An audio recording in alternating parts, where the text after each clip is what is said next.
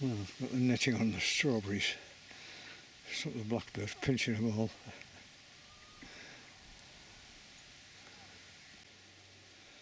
There are zillions of apples on this Bromley. Hopefully, most of them will fall off. Otherwise they're going to need some pretty serious thinning out. Time to get rid of all these stones which I've been raking off the garden. Shovel them up into this barrow and wheel them up into the wool and tip them out. These are some small holly which have been, I've just filled them in. Well, that's it done for this year. Next year it will be just as bad. I don't know where they all come from. And we'll tip this lot. One of the nice things about having this patch of rubbish land, wasteland, is that you can just tip your junk on it and it soon gets covered in vegetation, especially nettles. Oh, time to pick some strawberries. I can't believe how big they are.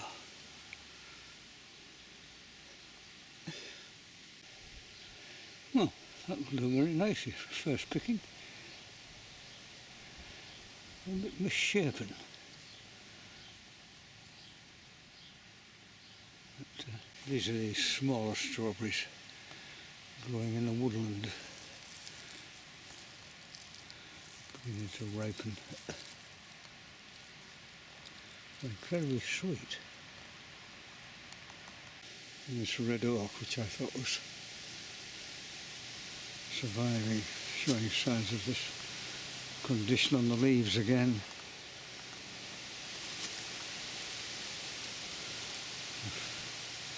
I feel its days are numbered. Now all the hazels are in full leaf, you get this sort of tunnel effect.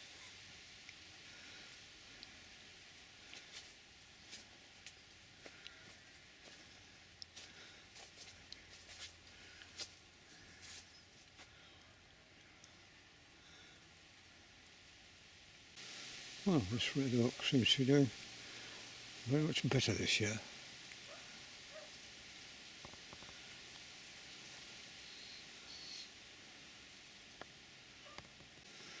The bramble blossom is out in full. Dozens of insects on it. Bumblebees, hoverflies, butterflies. So there'll be a big crop of brambles, one assumes, this year, again.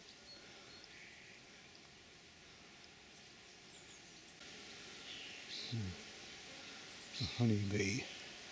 Somebody must be a beekeeper nearby.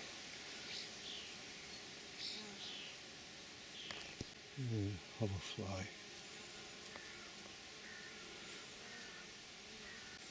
An assortment of bumblebees. This one being one of the most common.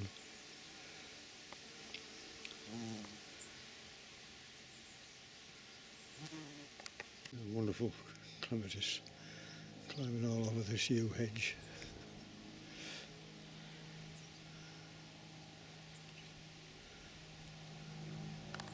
This honeysuckle is beginning to take over this hedge, so it's going to have to come out. It's very nice, but it's just becoming a little excessive. The yellow flag reaching the end of their flowering. Just keep an eye on it. Stop it spreading to the other half of the pond. And this is the sage. There's only one plant, it's been here for years.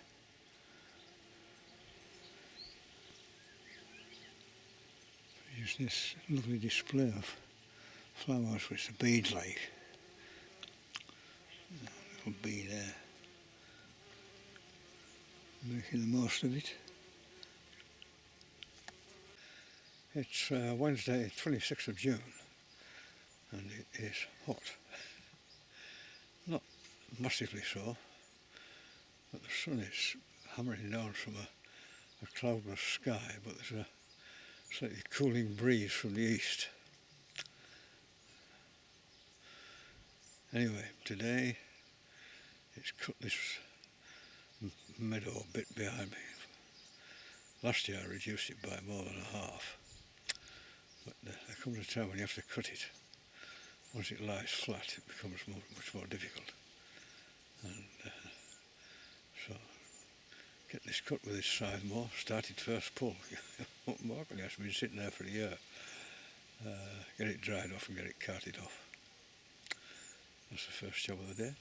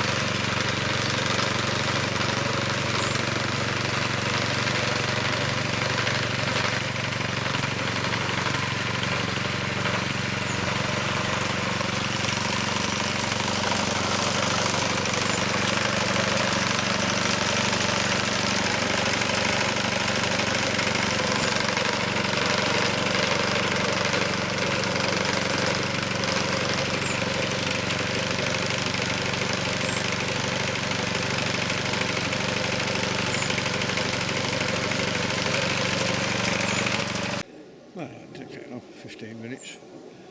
Just need to rake it about now, get it to dry off so it's easy to carry away. Much lighter when it's dry. Plum tree, absolutely infested with aphids.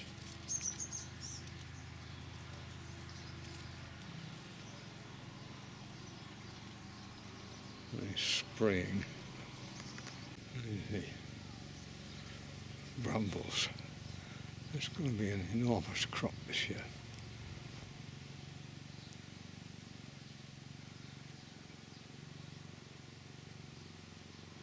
And bees everywhere. Most of them honeybees. It's the 28th of June, decidedly colder today. Only 16 and quite a strong wind from the west. Anyway, rivers are incredibly low and neglecting the garden. So today, that's what we are going to sort out a few jobs here.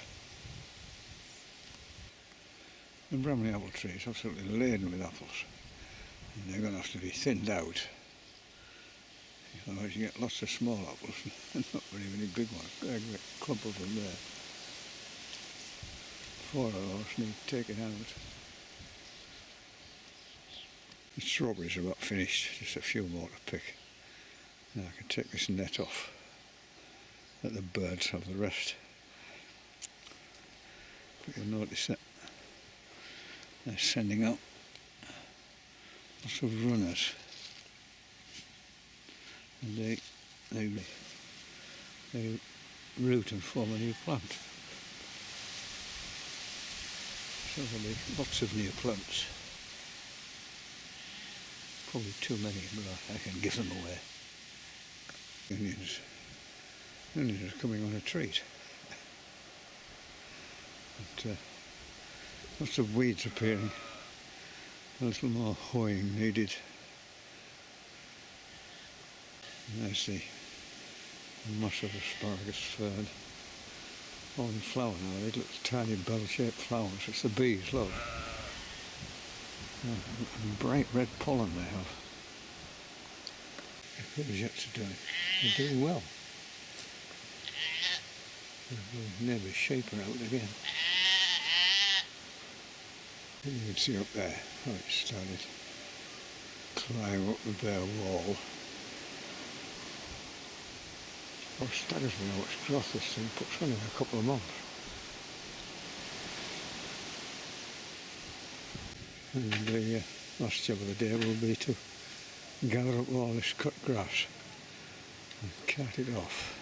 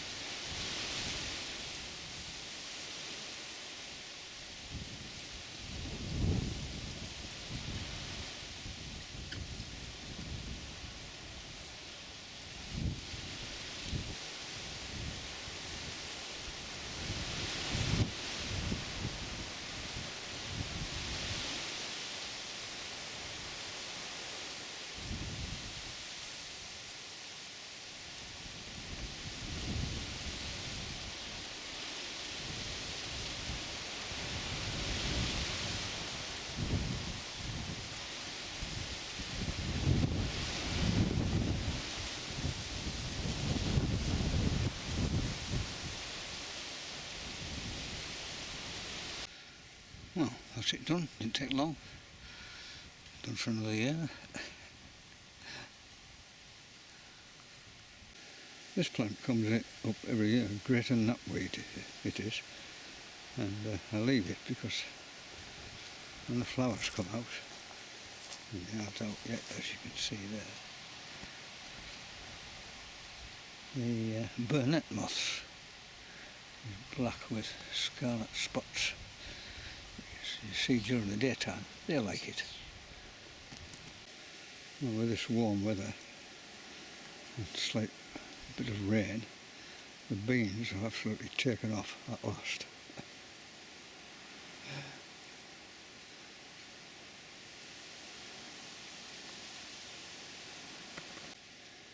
The early potatoes, the tops are all beginning to die off now. I suspect there's not very much on them, with the soil being so dry, but we'll see. There'll be enough for a tasty plateful. The other thing that needs cutting back are these brambles. Once they get away, they just take over everything. You can see these things are put on, what, out to 10, 12 feet in a very short space of time. So they are about to get the chop. Ah, that looks a lot better. On top of these brambles before they go on top of me. It never ceases to amaze me how much growth these brambles put on in a matter of about a month. And some of these stems are incredibly thick. And of course, armed with hellish thorns. I'm sure they'll be sufficient to meet the needs of the greater spotted woodpecker and the squirrels, although I haven't seen the squirrels for quite some time now. The yellow flag has finished flowering now, but you can see it's beginning to move along the pond. So one of the jobs of the day is to cut this right back before it becomes a thorough nuisance. Well, that's the pond sorted so far. Rubbish I've taken out. You can see just how thick these the rhizomes are. These yellow iris, yellow flag.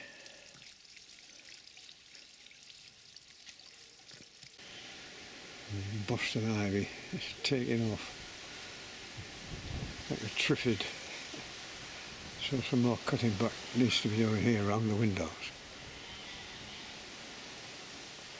Otherwise the kitchen becomes decidedly gloomy.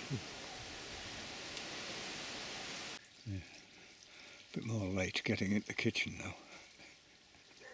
A lot brighter. Well, the beans are coming on. Not the pick yet.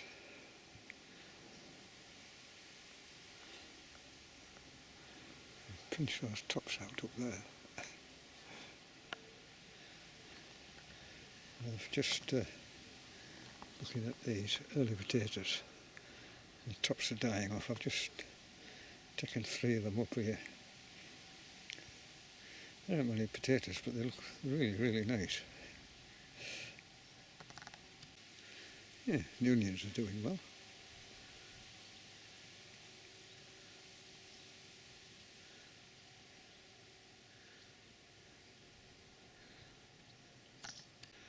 Here's a buddleia.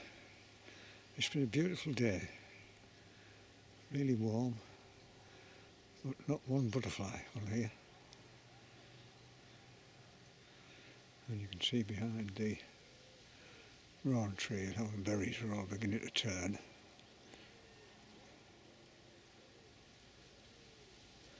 Lots of house martins buzzing about.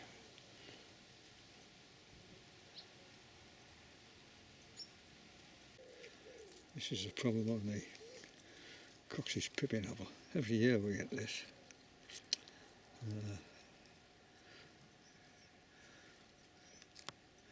I think 75% of the apples on here are tainted with this cracking.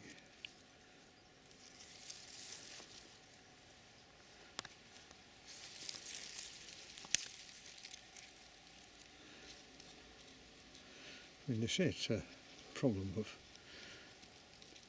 drought followed by too much water, but we haven't had any drought conditions here this year, anything but.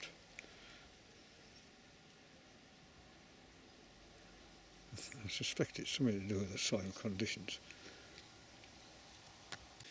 We're still hanging on to the pears. There are 20 this year. And when he will get to maturity, we'll just have to wait and see. Well, just need to take them in and wash them. Yeah, lovely. A bit of butter, some mint sauce. Wonderful. Well, today's repairing a fence. 2 broken posts along here. 3 loose posts and damaged wire, sheet wire. And so there's 2 posts to repair and to replace, and 3 to knock back in. So I'll just get on with that. So you can see that post there is smashed off. All the way along the wire is damaged and broken.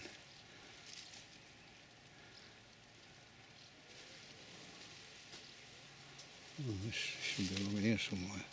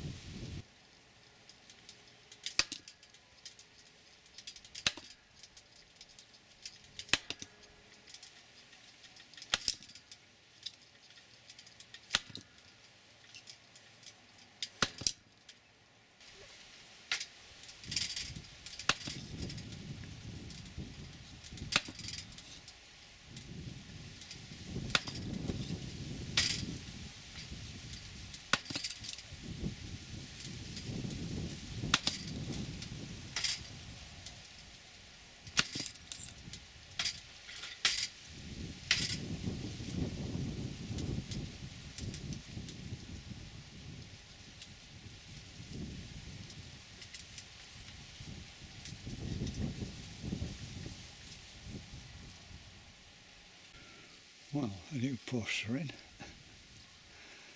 and the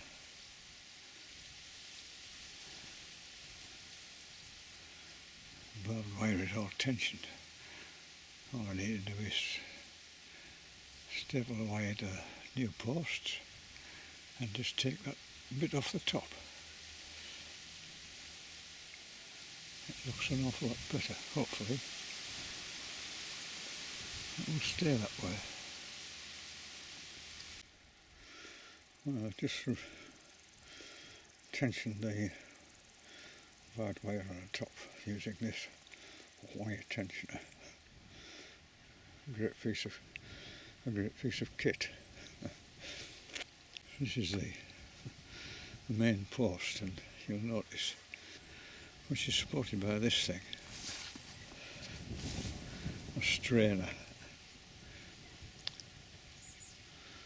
which stops the post from being pulled over when you tension a wire.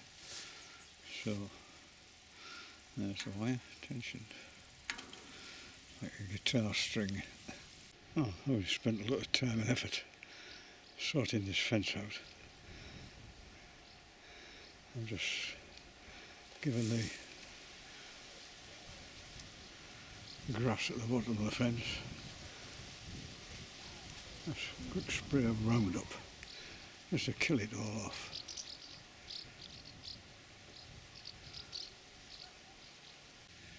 Ah, the onions are doing all right. Just beginning, and next are just beginning to break, and they'll start ripening.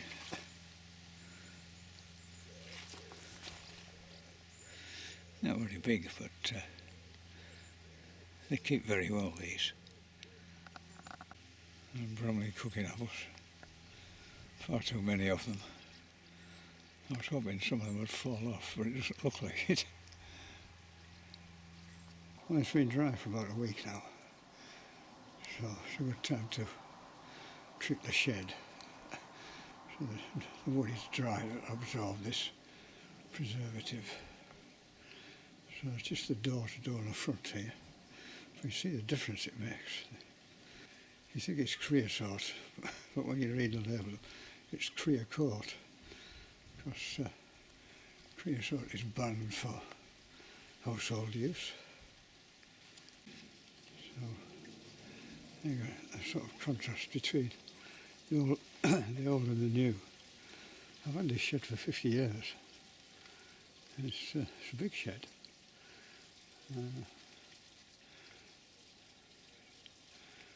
And looking at the prices today, they're astronomical. So it's best to look after it. Anyway, let's press on. And having freshly treated the shed, I just need to remove this putty from the windows, and you get some silicone sealant on there. This will look an awful lot better. And the other thing it needs to do, I need to replace the barge boards on either end. And that's the job for today. And these are the said boards that we treated, but because it's new wood, it's quite light compared to the shed, but they will weather down as long as they don't rot. Well, that's the shed more or less finished. Barge boards are up. Just got the putty to replace from the windows. It's amazing how this wood preservative has brought out the grain. It looks really nice. See it there.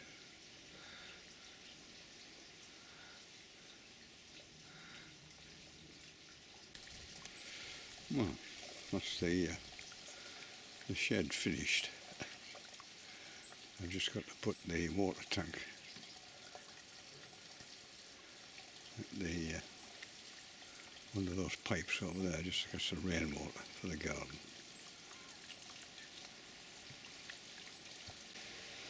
Oh, that's the sealant on the window. It isn't the neatest of jobs, but it'll do. There's a weeping ash tree. Continuing to put on a fair amount of foliage, considering the devastation wrought by ash dieback, which you can see there.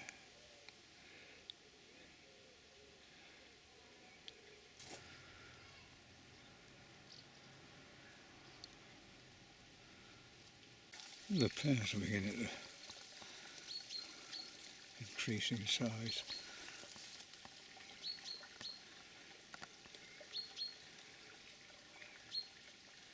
In fact, they're doing quite well, the pears.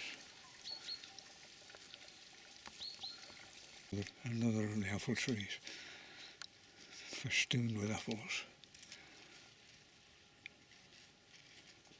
I don't know what we're going to do with them all. And there the green gauges. A decent crop, but not too many.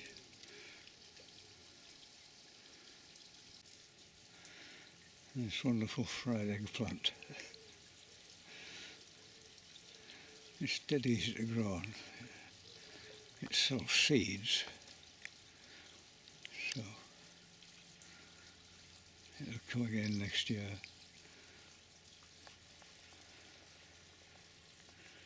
A wonderful display. And this is the bay tree. It's about 20 feet high, and I cut it right down. And now it's produced this proliferation of new growth, which I'm going to have to trim right back, because it shades the hedge behind it. And these are some tomatoes I just stuck in the ground and beginning to flower. How many tomatoes we get, well, remains to be seen.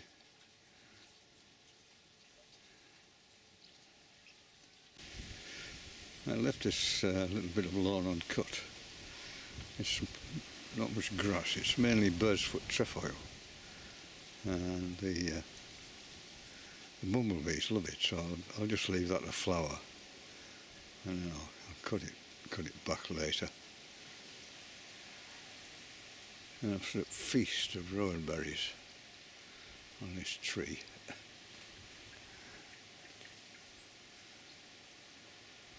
For these blackbirds. I've never seen it with quite so many. I'm pulling the branches down.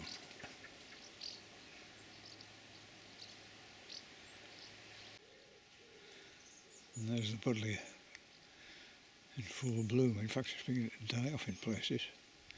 The blooms have passed, and there isn't a butterfly in sight.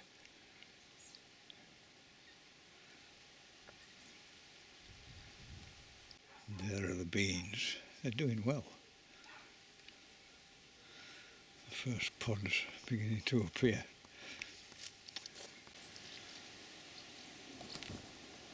And the first of the runner beans are ready to pick. It's amazing how quickly they come. And green. They're the yellow ones.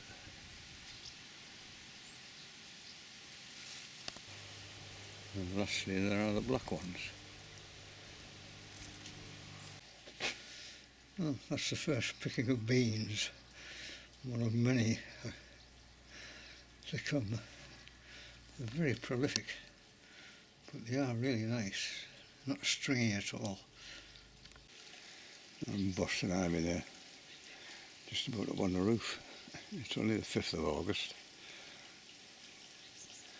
You can see how much growth it's put on in a matter of, what, a couple of months.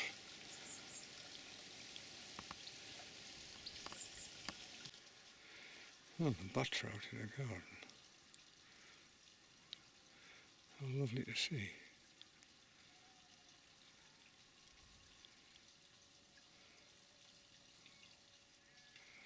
I wonder where they roost.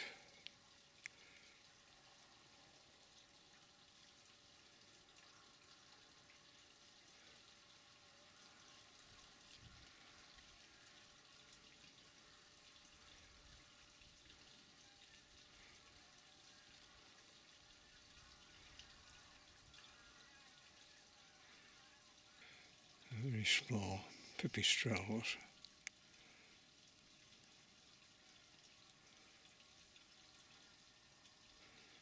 Ooh, that was close.